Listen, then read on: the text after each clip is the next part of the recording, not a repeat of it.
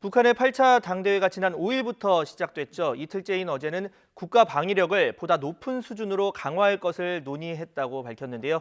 나흘간 열렸던 지난 7차 당대회보다 일정이 길어질 거라는 전망까지 나오고 있습니다. 취재기자 연결해서 자세한 내용 알아보겠습니다. 황혜경 기자. 네, 통일외교 안보부입니다. 네, 먼저 어제 논의 내용부터 보겠습니다. 이 국가 방위력 관련 내용이 언급됐다고요?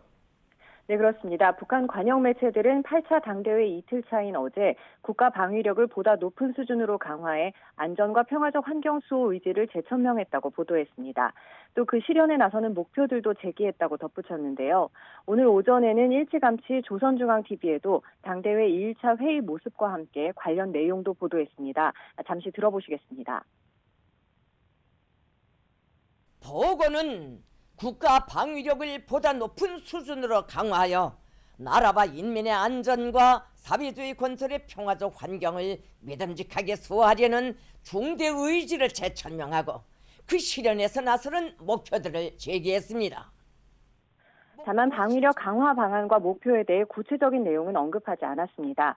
전문가들은 북한이 전쟁 억제력이라든지 핵무력과 같은 자극적 표현은 사용하지 않고 안전과 평화적 환경 등을 언급한 건 국제사회와 미국 등을 의식해 수위를 조절한 것으로 보고 있습니다. 새로운 신형무기 개발과 같은 언급이 있었다 하더라도 대외적으로 비밀 유지를 위해 공개하지 않았을 가능성도 제기되고 있습니다.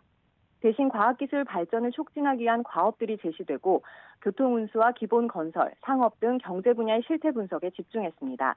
특히 새로운 국가경제발전 5개년 계획 기간, 혁신과 발전을 이룩하기 위한 목표와 실천 방도도 상정됐다는 게 북한의 발표입니다.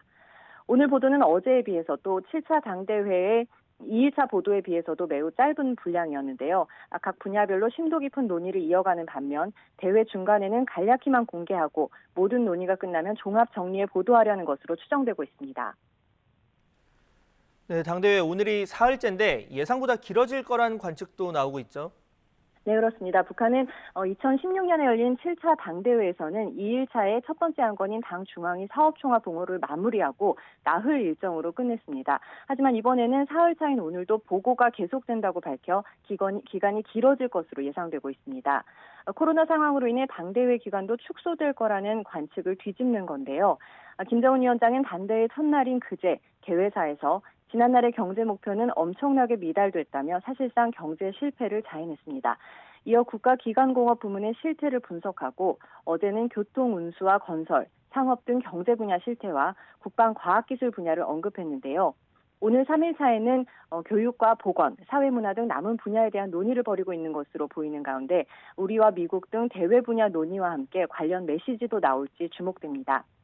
이렇게 첫 번째 안건인 총화보고가 마무리되면 노동당 규약 개정과 중앙지도기관 선거 등 세 가지 안건을 더 처리하게 되는데요.